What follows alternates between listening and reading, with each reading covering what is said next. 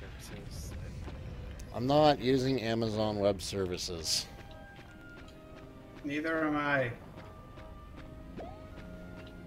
I'm pretty sure we're going this way unless you want to get all the treasure chests. Eh. Okay. Mm. I was about to put Oh, the Game Boy Advance version was also really good. I liked the Game Boy Advance version. The only problem with the Game Boy Advance version is that it didn't have multiplayer.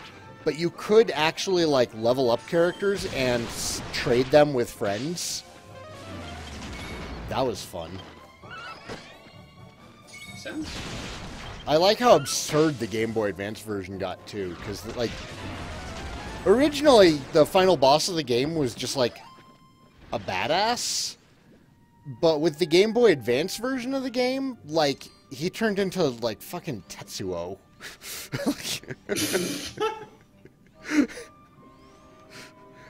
That does sound pretty crazy. The plot of the game is that he kidnaps your girlfriend, and you turn into a weird flesh monster thing. But, like, when you run into him, like, his hair goes all crazy, and he floats off the ground, and he starts using, like, psychic attacks against you, and he didn't in the 8-bit version. Like... It was such a shocker to get to him on the GBA version. I was like, wait, what? I had to go and, like... Akira. I loved Akira for how the plot just went completely balls to the walls at that point. Yeah, or, like, the start of the movie is about gang violence, and then by the end, you don't even know what's going on. By the end of it, Kaneda has, like, fused with the entire God City and has become, like, a Lovecraftian psychic mecha monster. Was it And it's Kaneda? I absolutely... thought Tetsuo was the one who got all the psychic powers. Do I have it Oh, yeah. backwards? No, Tetsuo got all the psychic powers and he fused with the City, and Kaneda went with him. Kaneda's the one with the awesome red bike. Yeah. Yeah. So Kaneda went to challenge Tetsuo, and Tetsuo at this point had, like, fused with the goddamn city and was half flesh monster, half machine, half psychic thing. Mm. And I have no idea what was happening at this point, but the animation was absolutely fantastic. Oh yeah, it was gorgeous. And dude, the first time I watched it, it wasn't even like subtitled or anything. It was just a raw Japanese VHS of it. I was like, what's going on? Oh, that must have confused the hell out of you with the old children. Oh yeah, well, I mean, it's not like watching it in English helped that much, but that was one of the earlier anime that I watched. Like, Vampire Hunter D was pretty, you know, beginning, middle, end, and made sense. Yeah. What else? I think, God, the first anime I saw was probably, first anime I ever saw was probably, well, first anime that I watched that I knew was anime, which means excluding things like Gundam and Sailor Moon and Dragon Ball Z. Gotcha Man, was, stuff like that, yeah. Yeah, first anime that I watched that I knew was a Japanese anime was Orphan, Sorcerer Stabber Orphan. Dude, I've heard so much about Orphan, I've never seen it.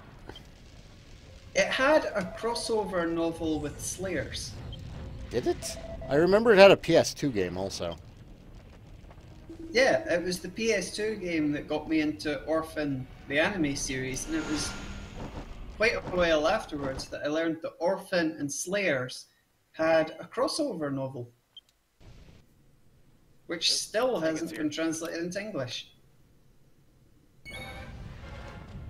But yeah, Orphan is like, it's like a more serious version of Slayers, but it's really, really good.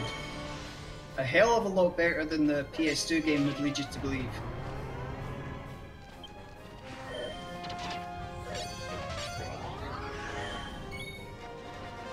It's okay, this boss is like weak as hell. We can afford to chat about other stuff while we fight. I'm just trying to remember what some of my spells do. I found my buff. Sorry, you don't Sukara? know, these bosses are kind of so weak that buffs are really irrelevant. I need to feel like I'm doing something. Then punch the guy. One punch! I should raise my fisticuffs.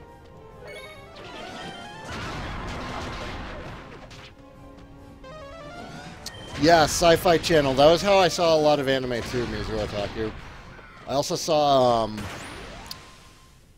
Kristen and I watched, like, all of the Iria series, Zerum. Those were really cool. Vampire Hunter D. Tenchi Muyo the movie, without having actually seen Tenchi Muyo the series first. God, what else was on there? Kashern. Saw the original Kashern, which was cool. I've only seen like bits and pieces of Kashern Sins, but it looked really cool. It was really good. They made a live action of Kashern. Totally blew me away how depressing a movie could be. Oh, yeah, it's one of the more depressing ones for sure. Mm-hmm.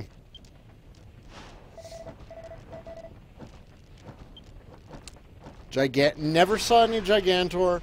Macross. I always somehow manage to miss Macross. I'm trying to actually fix that now. I've started watching Macross Frontier when it's slow at work, and I'm enjoying that.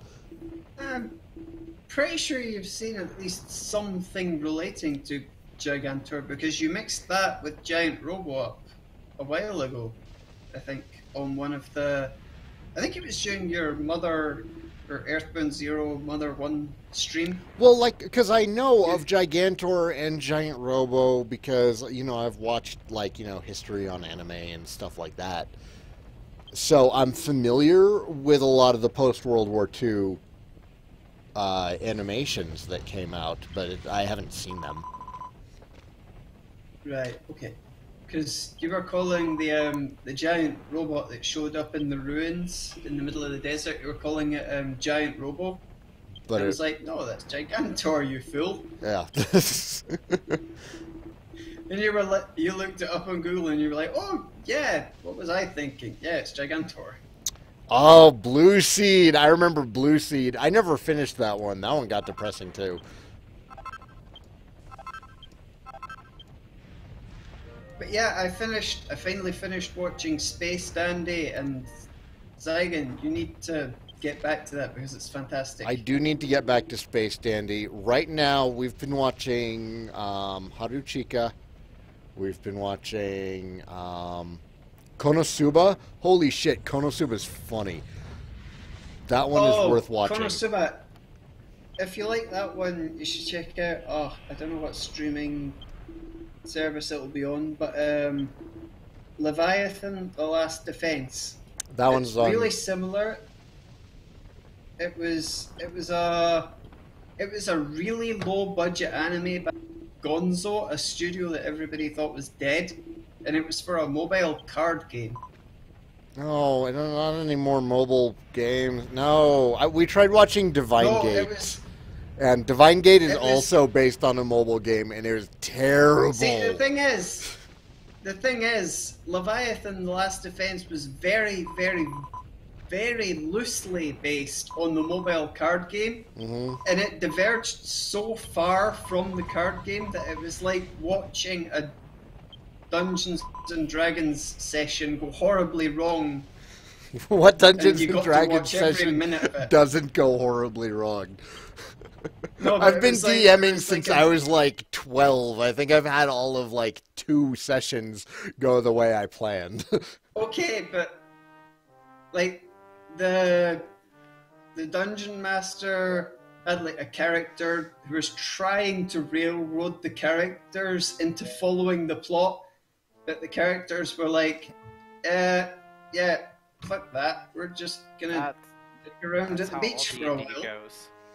It's D&D consists of the DM trying to railroad the characters back into the carefully constructed plot that he has been working on, and the characters doing everything they can to not.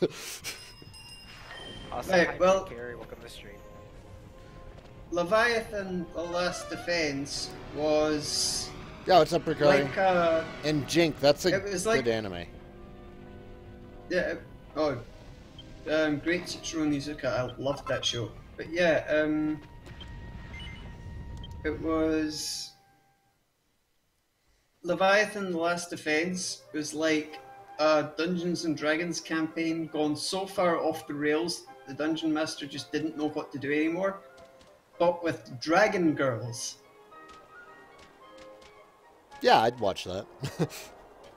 We've also It's really good. It's absolutely hilarious because like there's one episode where okay, so one of them has water magic, one of them has fire magic, and one of them has earth magic, and they all get sent to locations where they have to solve puzzles, and the water mage gets sent into a place that is completely frozen over. The fire mage gets sent into a place with a giant waterfall, and the earth mage gets sent into a cavern full of lava.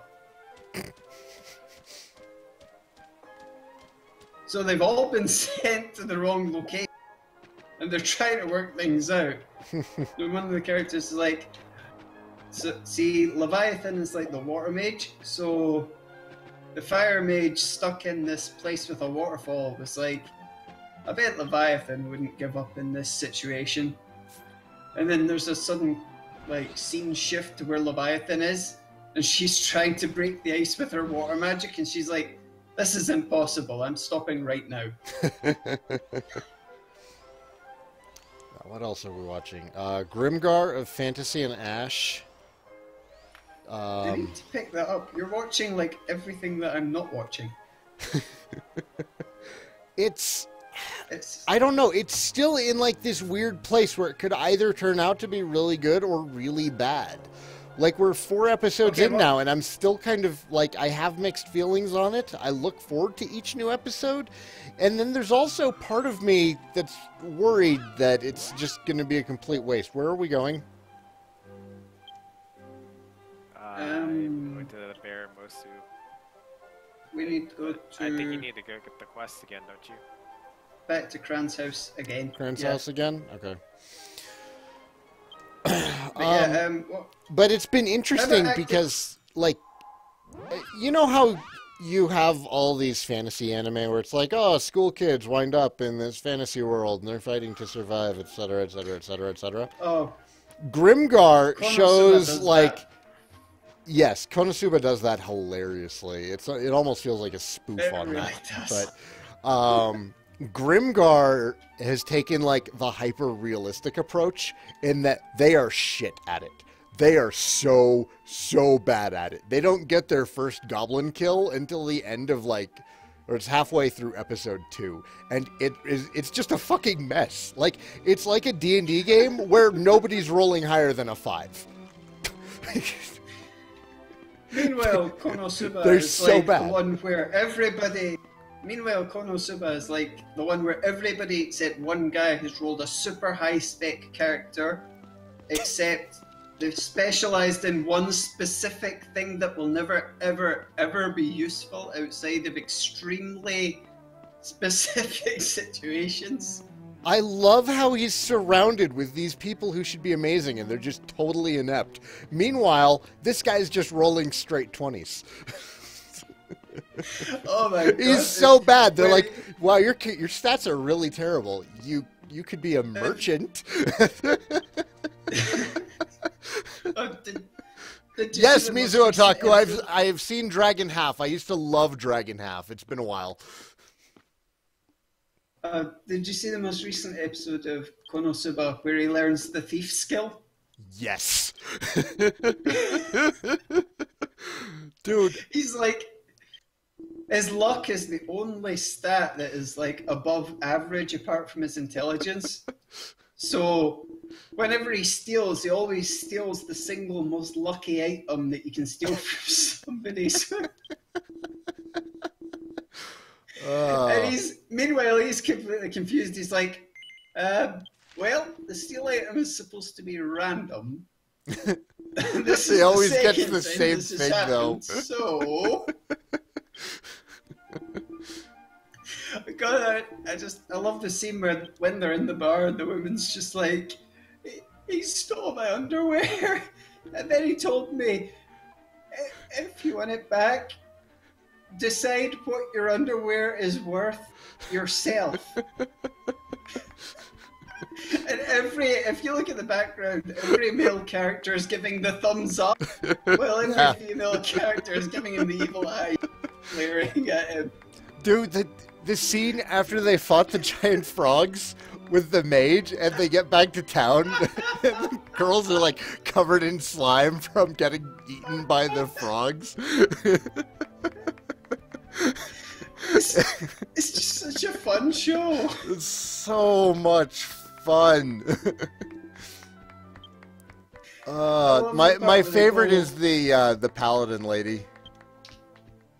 I love her. I love her so much. I had a feeling you would. I love the little mage. I love the mage girl. She's absolutely fantastic. Like when the very first time she cast the explosion spell, she stands there. The animation goes all out. Everything like no holds barred, and she's casting this massive explosion spell.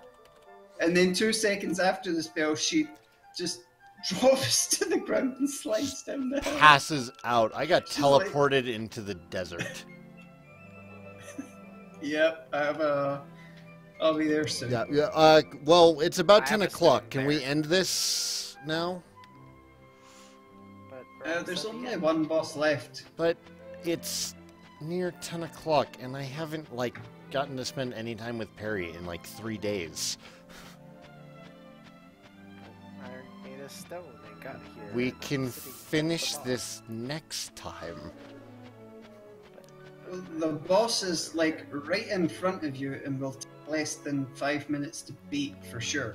Okay. Probably won't even take us that long to get there. Okay, so there's no dungeon that we have to go through?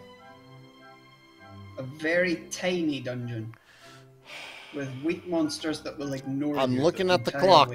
I'm looking at the clock. We're supposed to get the whole LBRY, right, Mary? What?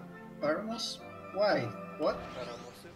That cave, the one with Tena? You've completely lost me. Is it in Quest 91, right? Quest 91 has nothing to do with Baramos. The cave is like, sorry, Baronisu? Lava flow? The lava flow cave where we caught stuff? Boronas? Yeah. The place with all the lava? Yeah, it's just, Yeah, it's okay. It's Just a very making sure I was short... at the right spot. Yeah, it's a short trip to the dungeon, and then it's a tiny dungeon, and then the boss fight, and that's it. You've got the shield. Just making sure I'm not mistaken for where I'm supposed to be going. No, you are mistaken. You're in the wrong cave. It's the cave on the right-hand side of the map, not the north. East, not north. Okay.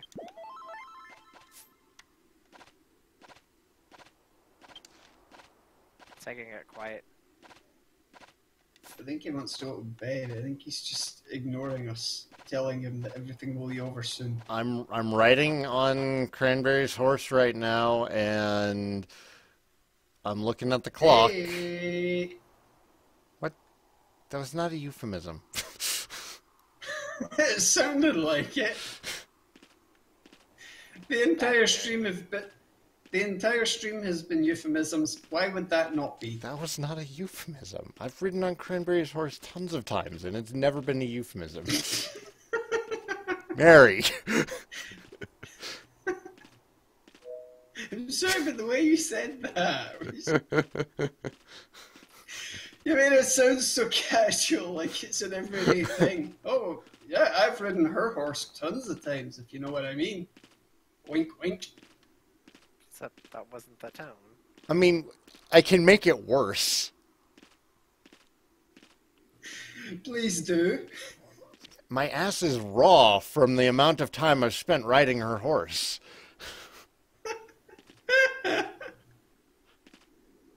That was worse than I imagined.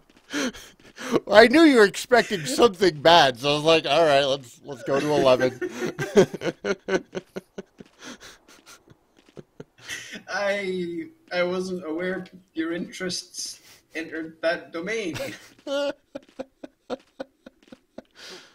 chest. I'll be careful from now on, says the That's the third Scotsman. blue chest I found today. All right, so now it's been 5 minutes since you said it would only take 5 minutes. I said the boss would take less than 5 minutes. See that cave on the right-hand side of the map? See that cave on the right-hand side of the map? Yeah, I've been there. Very shortly after entering that cave, we'll have a boss fight, and that boss fight will be so incredibly weak that you'll wonder why we managed to beat it so fast. And then you'll be able to sleep. Get it. And then next week we'll be able to do the elf quest, and then you'll be completely prepared to do every other quest that leads up to Estar.